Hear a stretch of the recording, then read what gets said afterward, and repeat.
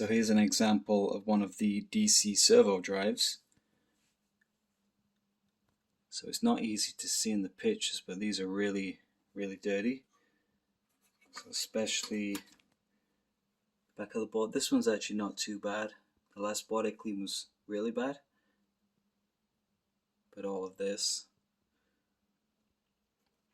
So the idea is I'm replacing all the electrolytic capacitors. I'm actually replacing these resistors because I did notice some cracks on them, and because they're quite sizable, probably either 3 or 5 watts, they're probably going to get a bit of heat and power to them, so I'm replacing those. These electrolytics, these ones here, basically every capacitor that's in a can, like these ceramics, there might even be foam capacitors. There's no point dealing with those because they've got a really long life. Same with the semiconductors, just going to leave all that. It's just not worth playing with. Like, all these drives did work, but 40-year-old electronics, these are generally on their last legs. So here's an example of a board that I've just cleaned up, which is actually for this drive itself. So I replaced the resistors. I went with 5 watt because the other ones are at least 3 watt, so 5 is okay. These capacitors are much shorter for the same rating. Same with these, much smaller capacitors. And the board underneath is now really clean. So to clean these, I generally use isopropyl alcohol. That breaks down all the grease, but it's not particularly the best for cleaning in the end. So I use isopropyl to begin with, all these cotton swabs, and then I'll use just regular soap and water to clean the rest. The only thing to be careful of is relays, because generally they have a small amount of grease inside the contacts. Switches and these preset potentiometers generally have a small amount of grease in. So I give them and obviously remove these relays. So I generally give them a really good scrub and then a really good rinse, and then I'll put it in the oven at 70 degrees C for about half an hour. That bakes all the water out, especially in the contacts in these relays and in the potentiometers.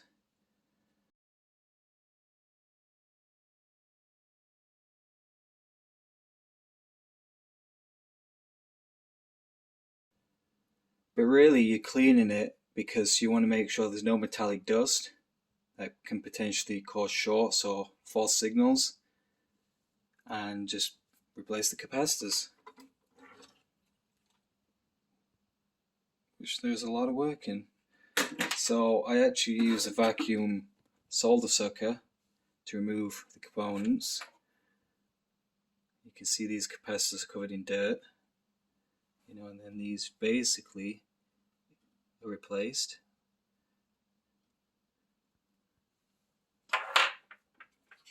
And then the capacitor in this, there's two big fillet capacitors in this. There's one in the others, I guess, because the Z drive is slightly bigger. And then this little capacitor is the exact same rating. Probably this has got a lower ESR as well, but these are always worth replacing. These ones are snubbers, so it's a resistor and a capacitor.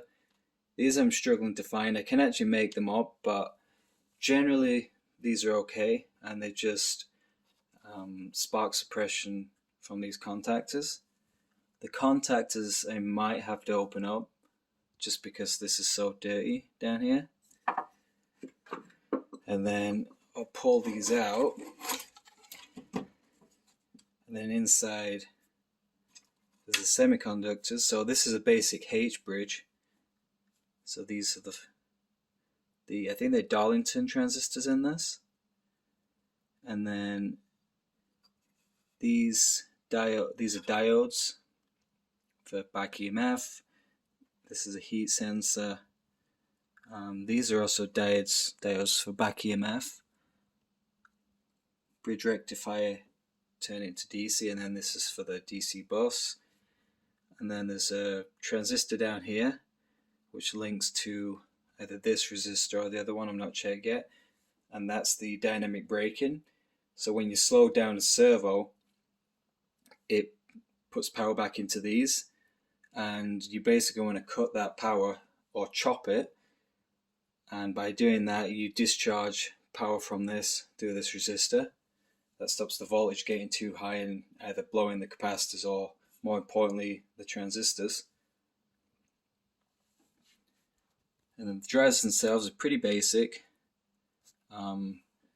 These servos operate on that they have a 10 volt signal.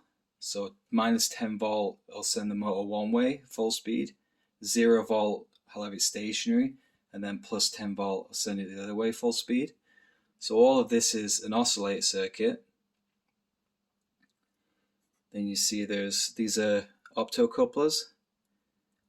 So this side of the board is going to be isolated from this side. Then these drives for each transistor. And then these capacitors are basically filters for each of these. But these are really well built. This should last a lot longer.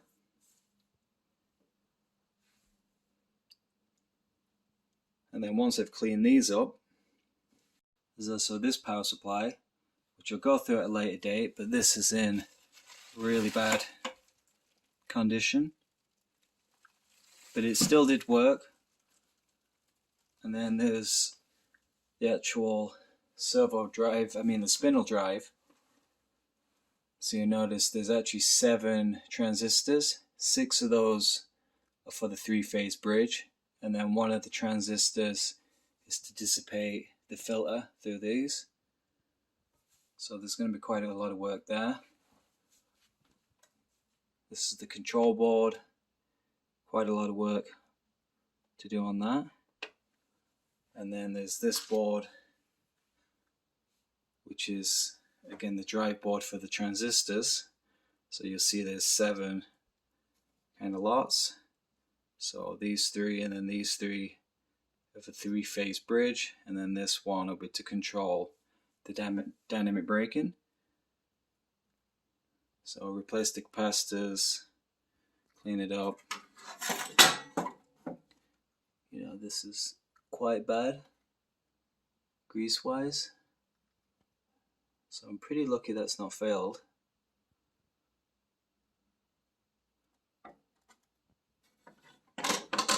And circuit boards often have modifications. So like the servo drives, there's actually 3 different dates on those. So someone must have replaced some of the drives at some point, and one's definitely been recapped. But this one, it's quite evident that there's modifications on here. So I'm not particularly sure what this is, but I'm just going to replace the capacitors. And then there's quite a lot of modifications on this control board.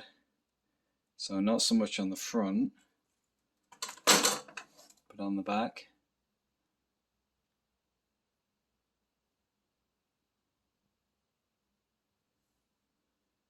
So thanks for watching. I've got a lot more work to do on these boards. They're quite time consuming, but it's definitely worth the effort. So see you next time.